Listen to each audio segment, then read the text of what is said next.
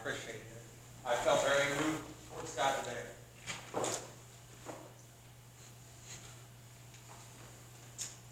Today's sermon title has changed from what it originally was. The original title was, Forget My Family, Are You For Real? But I thought of it differently today. It's Be the White Sheep in the Black Family of Sheep. Now we always say that we have a black sheep in our family. That's the person that no one really gets along with. That's the person who does everything contrary to make the family look good. And if you had one of them like I did in my family, it was one of us three sons at all times. We'd go to a restaurant. My dad hated taking us to restaurants. We'd go to a restaurant, and wouldn't you know it, one of us would act up and ruin it for the rest of us. So there was no more Burger Chef, if you can remember that time, or McDonald's for about a month, because we would blow it. We would go in with the best intentions until one of us made a face at the other, and then it was game on. There was a food fight or there was something. Siblings can be aggravating. Siblings are the people you wish you could just pick and choose and say, Mom, Dad, can we just get rid of that one? How many of you ever asked your parents that? I've known a lot of siblings in the youth ministry who would look at me and say, Ron, why won't my parents get rid of this troublemaking little knucklehead that we have in our family? And I'm like, that's not their choice. Well, I can make it their choice. I'm like, no, that's not a good choice either. So when we look at siblings, we want to get rid of them. But in the ancient times, it wasn't just a wish. It was more of a common occurrence. We're going to look at the land of Egypt with Joseph today. And when we look at Joseph, we need to consider someone who was very prominent, important, and everyone pretty much knows her, Cleopatra. So let's look at Cleopatra here. She's the queen of Egypt. That's her bust. That's a resemblance. They have found her mummy, in case you've not kept up with that stuff. And they know, using computerized programming, she looks just like that. They're almost identical, except she wasn't gold looking. But she was very beautiful. She was very smart. And if you know her stories with her lover, Antony, then you know that she had rivals. But what most people don't know about her is she married her older brother. When he decided to try and move her off the throne because she was trying to seize too much power, she called on the Roman Empire, and they came in with her and killed her husband. Then she decided, and this is common practice back then with the royalty of Egypt, she married her younger brother and had a child with him. And then when that was done, get rid of him. She had him executed. Then she had a sister who threw too much of a fit that she was doing too much and leaving the rest of the family out and trying to control the family on her own. She had her executed. So Cleopatra was a murderer, but it was cultural. From the time of the second dynasty, the Hyssop dynasty of Egypt, which is the dynasty that Joseph is in right now, this was common practice. If a pharaoh upset a priest, the priest could make the pharaoh not wake up the next morning by putting an adder in his bed. If a priest upset Pharaoh, Pharaoh could get enough people on his side, he could make the priest disappear. If Pharaoh didn't like his siblings because they were trying to look like they might come up and try to take the throne from him, make them disappear. Either they take a little poison one night, they have a poisonous creature in their bed, or they just take a trip down the Nile and are never found again. This was common practice amongst the royalty. Joseph is in that royalty now. He is second to Pharaoh. So he knows all about this stuff going on. It was known but not talked about. It was one of those things that everyone knows goes on, but you don't bring out in front of the public of your family. So let's consider this for a minute. Joseph's growing up in this atmosphere. Now we're going to be jumping through Genesis chapter 42 through 45 today. And I mean jumping. We're not going to be in one very long than the other. So let's look at what Joseph has learned. He's learned that if you don't like your siblings, it's okay to actually get rid of them. So let's go into chapter 42, verse 7, and we're going to see that Joseph has kept Egypt looking good through the plague. It's 2 years now with the plague going on. The plague has now infected the land of Canaan. And his brothers and his father hear that Egypt is the only one with food. So Jacob sends his 10 sons, go get food, leaving the youngest at home. Now Joseph is sitting in his court. He has his own courtroom, his own building that he distributes food with. Joseph saw his brothers and recognized them, it says in verse 7. But he treated them like strangers and spoke roughly to them. Now keep in mind, Joseph is not speaking Hebrew to his brothers at this time. He's speaking through a translator. He is speaking Egyptian. Because to the Egyptians, 2 things are detestable. One, if you don't speak their language, that's detestable. Their language is the perfect language. And anyone who does not speak it in their presence is a detestable person. You're an uneducated swine and you need to leave them. 2, they can't stomach shepherds. For some reason, the whole Old Testament and in the New Testament, shepherds are shunned people. I think it's because they stink, really, terribly bad. So Joseph is speaking through an interpreter to his brothers, and he speaks roughly to them. And here's what he says: "Where do you come from?" And they said, "From the land of Canaan to buy food." And Joseph recognized his brothers, but they did not recognize him. Moses wants us to understand something here. Joseph is in a disguise. He's not suntan like he used to be when he lived in the land of Canaan. He's pale now, because that's what the Egyptians thought was the perfect tone of skin. The more white or the more pale you can make yourself, the more beautiful you are. And to cover all blemishes, the men and the women wore makeup, because blemishes were imperfect, and you have to look perfect. So they don't recognize him, but he recognizes them. In verse 9, and Joseph remembered the dreams that he had dreamed of them. And he said to them, "You are spies. You have come to see the nakedness of the land." He's accusing them of something, and it's for a purpose. He's going to test them. He's testing them right now. In this statement, and if you read further on, and I encourage you to do so this week, read the rest of this whole story, because I'm going to leave a lot of blanks. But what he's doing is he's saying, look, are you going to lie? Because I know you lied to Dad about my disappearance, and I know you've lied to Dad about a lot of things that got me in trouble because I told on you. So are you going to lie right now and deny? But what do? They could have said, "Oh, no, we're not spies. We're really sorry. We're not from the land of Canaan. That's your enemy. We're really from your outer skirts area here." They could have said that. But they stuck to their guns, and they said, "No, we're from the land of Canaan. We are Hebrews. We're not Canaanites, but we live in their land." So Joseph is testing them right now to see if they'll try to get out of hot water with a lie. Then we go on to verse 17. When they refused to lie, he put them through another test. And he put them all together in custody for 3 days. Now, why would Joseph grab his 10 brothers and throw them in the same prison that he spent 2 years in? Was it because he wanted to be malicious and teach them a lesson, make them appreciate what he had to go through for 2 years? No, it would seem like that. But Joseph is a godly, righteous person. What he's doing is he's testing them a little further. He's saying, look, I'm going to put you over here for 3 days. When he put them all together, he's watching their behavior. He's watching, will they turn on each other like they turned on him? Will they start blaming each other? Will they try to hurt each other? Are they mature or are they still little brats? Which one are they? And for 3 days he watches them and he gets a gleaning of who they are now. He goes, wow, they're changing. He can see it. He sees that they're not the same little monsters that threw him into a pit and sold him into slavery. They have now become more mature adults, and they're acting like it. So he brings them back out, and he tells them, look, I don't trust you yet.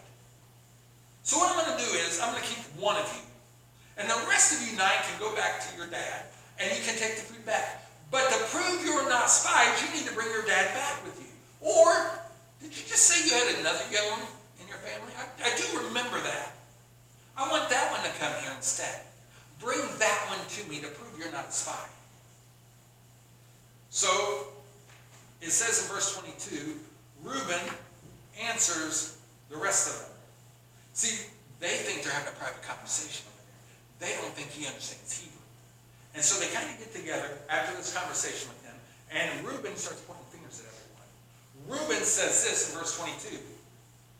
Did I not tell you not to sin against the boy? But you did not listen. So now there comes a reckoning for his blood. Which gives us an insight with these brothers. For the years that Joseph has been in Egypt, they've still not forgiven each other. They're still nitpicking each other on who was at fault for doing all this. And Reuben feels that he's most vindicated because, if you remember, he wasn't going to kill Joseph. He was going to pull Joseph out of the pit and take Joseph back to dad, so Joseph would be safe. But instead, the others, like Judah, takes control when Reuben is gone and sells him into slavery. So Reuben is in this private group over here with the rest of the Egyptians that stand around wondering what's going on. Joseph's servants, the interpreter. And because they're not addressing Joseph, the interpreter doesn't tell him what's going on. But Joseph can understand Hebrew. And he knows the conversation. He's looking at Reuben going, there's a guy who still needs some maturing, apparently. He's still blaming fault. He's not got the picture yet. He's not willing to let this go. And he's labeling fault everywhere. And like we talked in Sunday school today, we as children do that to each other, do we not? When we were children, didn't we blame our siblings for something we might have done? Because we didn't want to face the punishment. And Reuben is right there going, it's all your fault. It's all your fault. Judah, it's your fault. Man, you caused all this. Now we got to have, one of us has to stay here and be a prisoner, a slave? What's up with that? Man, if you wouldn't have done what you did, we wouldn't be in this predicament right now. It's all your all's fault. He's the eldest. He should be above all that. And Joseph's looking at him going in his head, dude, Reuben, where are you at, man? For 3 days you spent time in a prison and you didn't do this. Now all of a sudden in my presence you're going to do this? And it hurt Joseph. Verse 24, Joseph's going to get up and walk out. And it says, then he turned away from them and wept. And he returned to them and spoke to them. And he took Simeon from them and bound him before their eyes. And Joseph gave orders to fill their bags with grain and to replace every man's money in his sack and to give them provisions for the journey. This was done for them. So leaping into this story right here, Joseph gets up, walks away, cries because he's saddened by what he's seeing. This is not what he expected out of his brothers. He had higher hopes. And the oldest is acting like the biggest baby of them all.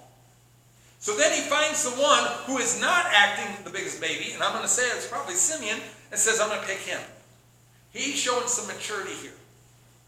So guards grab Simeon, wrap him up in chains, and haul him off in front of the rest of them. Now he says, now look, this guy, if you don't return, I know you were spies, and I'm going to keep him as my permanent slave. So have a nice day. And he directed his servants to put the silver back in their bags. Well, on their way home, one of the brothers starts to feed his donkey. And he goes, oh my silver's back. So the rest of them go through, all of our money's back. Why would Joseph do this? Again, he's testing them. He wants to know if they've matured. Because a mature person would say, oh, wait a minute. I got my money back. I bought something and then they gave me my money back. I better go take care of that. I've been in situations like that. I'm sure you have too. You go to a grocery store and the cashier gives you the wrong amount of change back. They give you too much. And I know that's rare, but it's happened. I've been into some drive-thrus at McDonald's and stuff, and the lady gives me my exact money back. I'm like, really? Ma'am, that was a $7 order, and I gave you $7. And oh, did I give that back to you? Yes, you did. Well, okay, you can have it back now. I could have easily said, no, I don't know what you're talking about, drive on. But my integrity would not allow me to do that.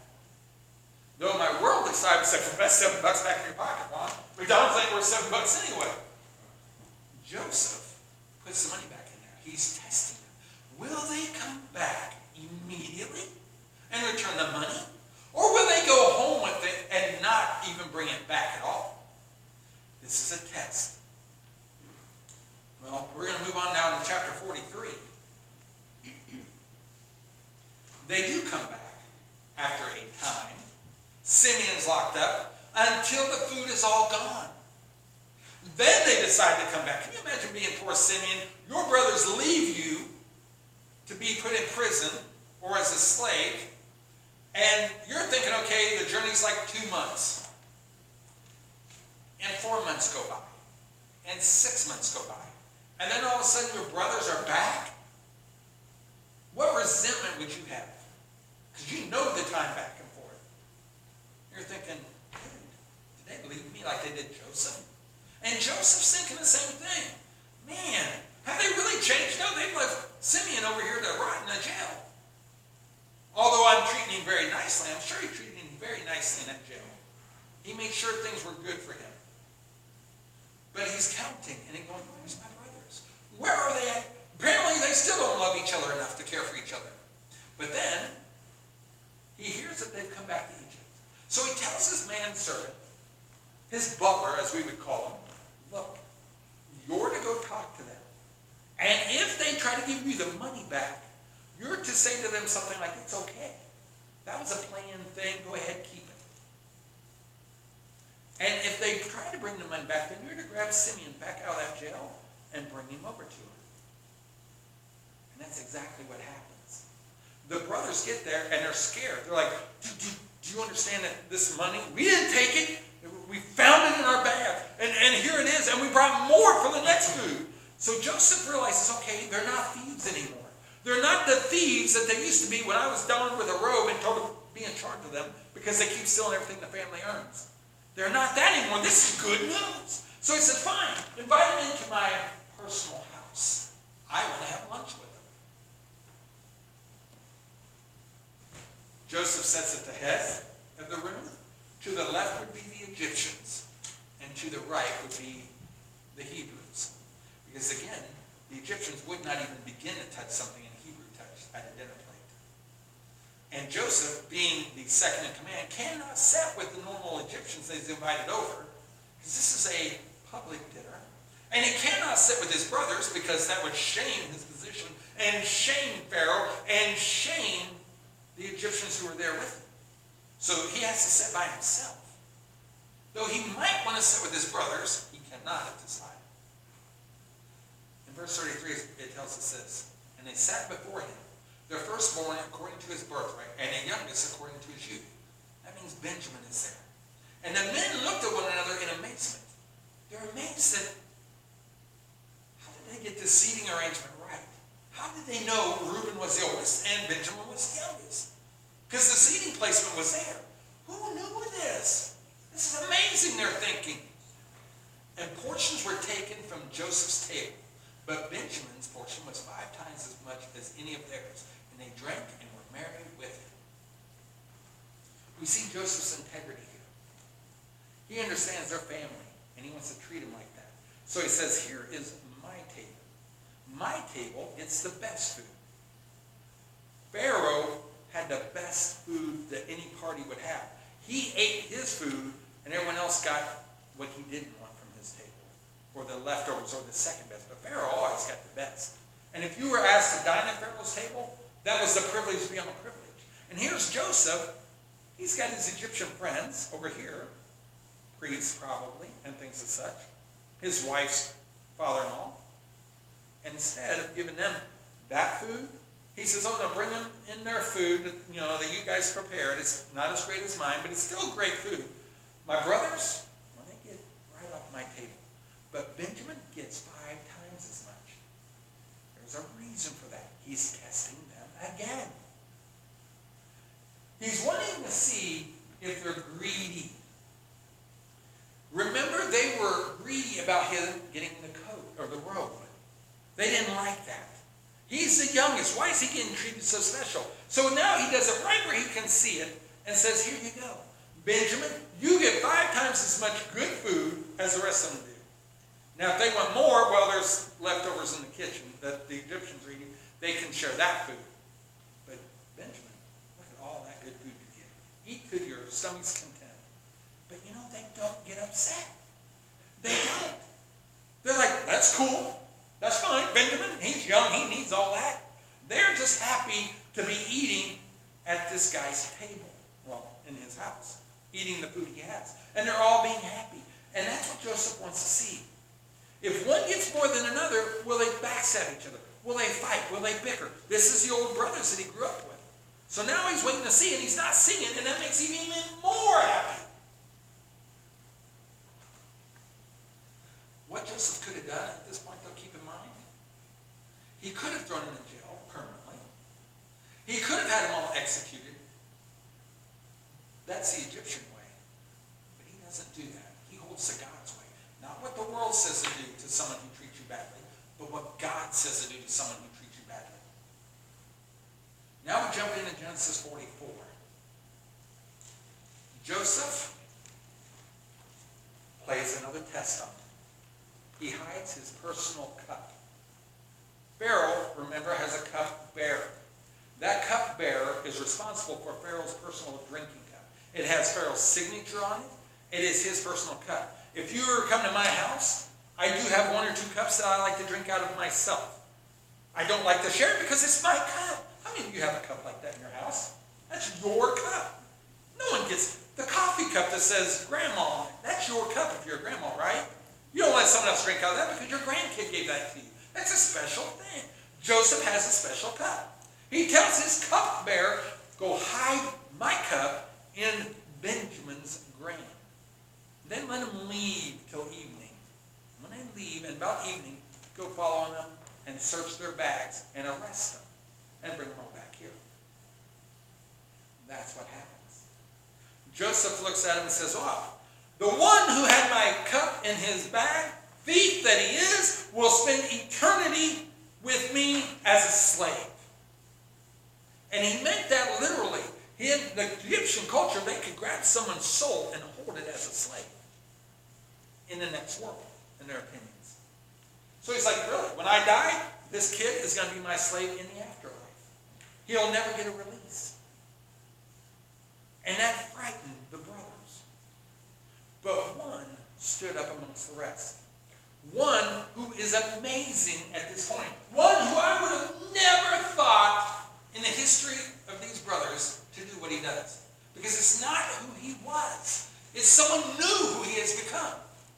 In verse 18, then Judah went up to him and said, oh my Lord, please let your servant speak a word in my Lord's ears. And let not your anger burn against your servant, for you are like Pharaoh himself. Judah, the brother who wanted to murder his own kin. Judah, the one who convinced the rest of his siblings to sell their youngest brother into slavery. Judah, the one who had the blackest heart of all of them. And if you read Judah's stories, you'll realize, man, he's a black-hearted guy sometimes. Cold, maniacal, vicious, not a guy you want mad at him. Or mad at you, I should say. He approaches just before the dais of Joseph. And he looks at Joseph's interpreter and says, can you ask him if I can talk to him? Can you translate for me?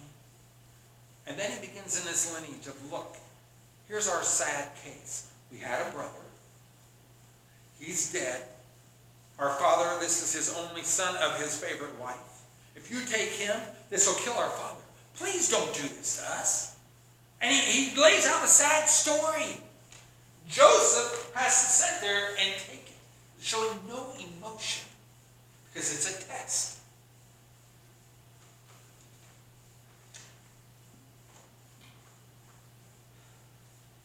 Judah even goes as far as to say this: when no compromise is made, he offers a solution. In verse 33. Now therefore, please let your servant remain instead of the boy as a servant to my Lord, and let the boy go back with his brothers. Judah is willing to offer himself as an eternal slave, give up his freedom for his youngest brother. That is something Joseph would never expect and doesn't expect. Joseph has to go away and cry again. And then he comes back. Joseph's moved. He's seen a whole new light to his brothers. One he had hoped for, but did not expect to see. In verse 3 of chapter 45, Joseph is going to dismiss everyone in the courtroom, except Joseph said, while he was sitting on his throne, he said to his brothers, I am Joseph. Is my father still alive? His number one concern, is my father still alive? It'd be a concern of mine too if I hadn't seen my father in about 20 years. But his brothers could not answer him, for they were dismayed at his presence. Or other versions say terrified.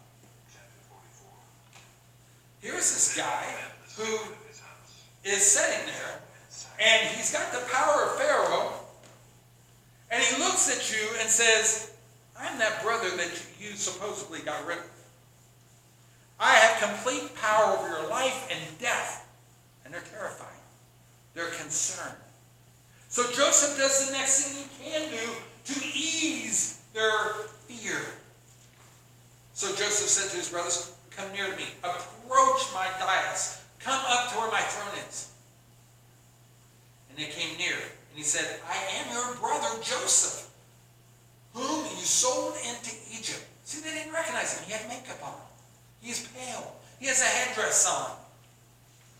And they didn't recognize him. But then they started hearing his voice for real. And they're like, whoa, it is Joseph. And he says, and now do not be distressed or angry with yourselves, because you sold me here. For God sent me before you to preserve life. Joseph offers them two things: forgiveness and release. Release from what they did. Release from the guilt. This is what godly integrity does for you. Godly integrity allows you to forgive someone totally and then release them from their guilt. You let them know that it's okay. God had all this in plan. What you did might have upset me and you at the beginning, but this was part of God's plan. I don't understand it. I don't expect you to understand it. But it was part of what God did. So we can just let this all go away and not concern ourselves again. Now here's the hard part, though. It's easy to forgive someone else, is it not? But when you look into yourself and you see the things you've done, it's not easy to forgive yourself. And we keep bringing it back to God a lot. Say, God, I'm sorry I did this. And God, I'm sorry I did that 20 years ago. And God, I'm sorry I allowed this to happen. And God says, I've forgiven you and I've released you. You need to release yourself. You really don't have godly integrity if you can't let yourself go. You can't let this past go, because God said, my son died for you. My son washed all that away. Why do you keep putting that back up here? Why do you keep presenting it to me when I totally forgot about it? I don't even know what you're talking about. Release yourself. Let yourself feel forgiveness. That's a hard thing, but it's what we need to do. Now I like what he does next in verse 14. Then he fell upon his brother Benjamin's neck and wept. In other words, he grabbed Benjamin up and he cried tears of joy. And he let Benjamin know, look, I'm your brother and I love you. And not only that, but in verse 15 it says, and he kissed all his brothers and wept upon them. And after his brothers talked with him. So Joseph went to each and every brother, from Reuben to Judah, all the way down. And each one got a personal hug, a personal, I'm sorry that you've had to go through these tests that I put you through. I'm sorry that you hated yourself this long. I truly forgive you. There is nothing against us. We are truly brothers again, and I love you with all my life. That's what he was telling each and every one of them. And he was wrapping every one of them up so that they knew it wasn't just a blanket and he was holding resentment maybe to one or two. No, there was no resentment at all. And he let them know that. And then he said, come on, let's sit down, let's talk, family. Tell me what's going on for the last 20 years I've been here that you've been doing. What's going on? Tell me what's going on out there. And then he told them what he did, how he has a wife and how he has 2 kids and his life is great and all the power that he has in Egypt now. And he tells them about his time in the prison. And he tells them about his time in Potiphar's house. And now that he's over Potiphar, and Potiphar's really sorry about that, I'm sure.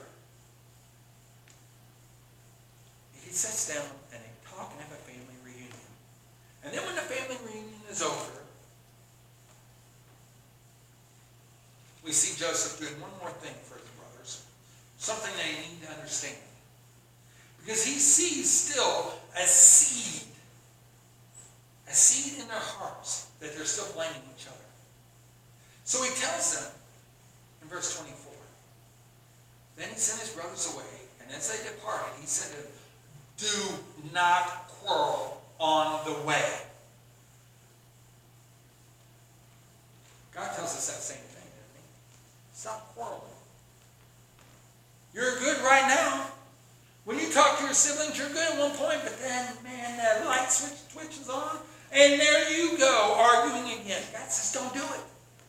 Joseph reminds him, I see who you really are, and I see that you still have that little seed in there. After our family conversation, I can see it trying to grow again.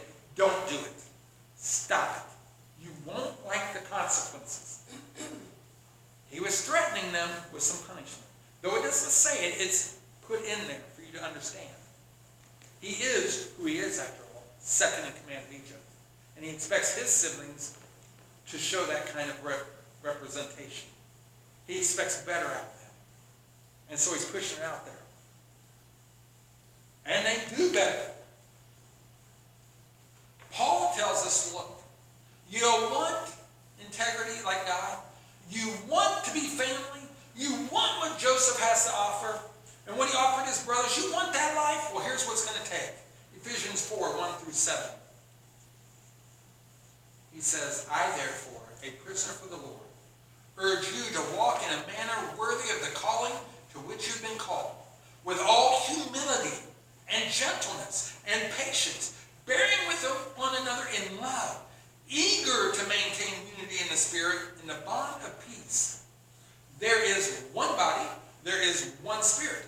Just as you were called the one hope that belongs to your call, one Lord, one faith, one baptism, one God and Father of all, who is over all and through all and in all.